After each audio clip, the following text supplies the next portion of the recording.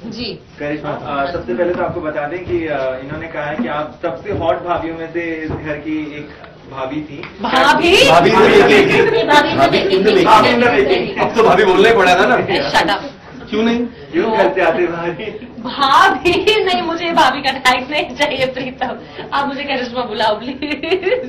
ठीक है, मैं तुम्हें करिश्मा बोलता हूँ। हाँ जी। करिश्मा विनिंग मोमेंट देखकर आई है, क्या किस तरह डिस्क्राइब करेंगे पूरी जर्नी? पूरी जर्नी बहुत ही अच्छी रही। बहुत उतार चढ़ाव हम सब ने देखे। बहुत ग्रिलिंग हुई, पर अच्छे मोमेंट्स भी थे। डे 1 से डे लास्ट तक हम साथ में थे, मैं, प्रीतम और गौतम, और वही फाइनली टॉप 3 थे।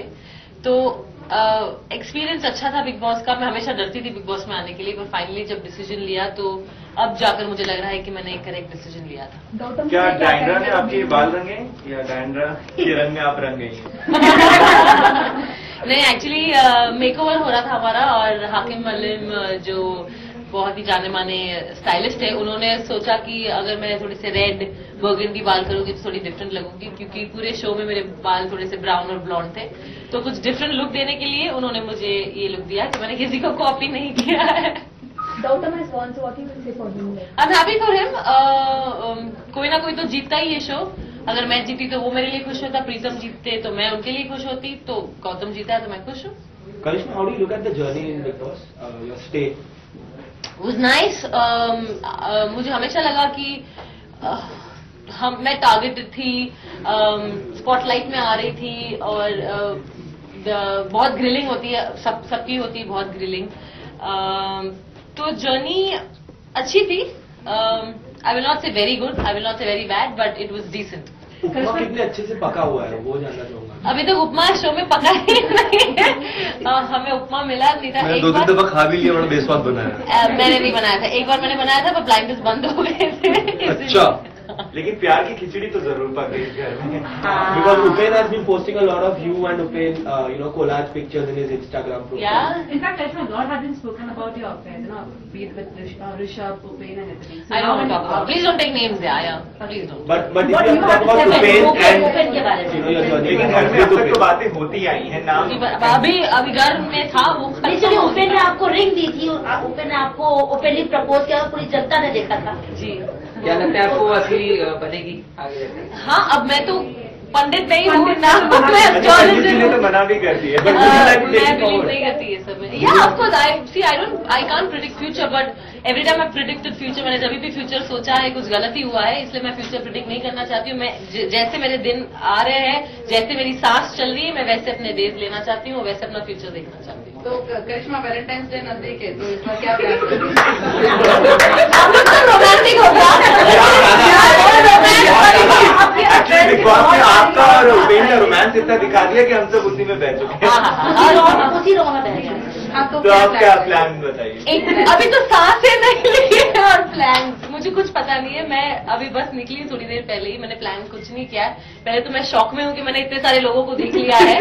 हमें प्राणी जैसा फीलिंग हो रहा था अंदर, ऐसे लग रहा था। हाँ, ऐसा लग रहा था कि ओ माय गॉड, हमें कोई भी हमें बाय मिस्टेक दिख भी जाए तो सब भाग जाते थे। तो हमको लगा क्या हम एनिमल्स हैं कि हम लोग बिग बॉस के घर में कैद है। तो फिलहाल तो मैं बहुत खुश हूँ यहाँ आप लोगों को देखकर, मीडिया को देखकर, आप सबको देखकर बहुत खुश हूँ। पहले मैं वहाँ खड़ा होता था। हाँ, अब हम यहाँ खड़े हैं। अच्छा, सुशांत ने निकलने के बाद एक पुनीत पार्टी रखी थी जहाँ पे सबने पुनीत जैसे ड्रेस कोड रखा था, सब पुनीत जैसे कपड़े पहन के आप लोग कुछ ऐसी पार्टी रखने वाले बिग बॉस के घर से बाहर निकलने का? जरा भी नहीं। हम आई थिंक एक गेट टुगेदर करने वाले, फुल 24 जितने भी कंटेस्टेंट्स थे ये शो में, सबके साथ एक बार हम मिलेंगे, गेट टुगेदर करेंगे, पार्टी करेंगे। उससे थोड़ी आप लोगों से परिवार से हो तो हम डेफिनेटली पार्टी। चलिए, कुछ खास यादें जो इस बिग बॉस के घर से बाहर आप लेके जा रहे हैं, आ चुके हैं इनफैक्ट? बहुत सारी यादें हैं।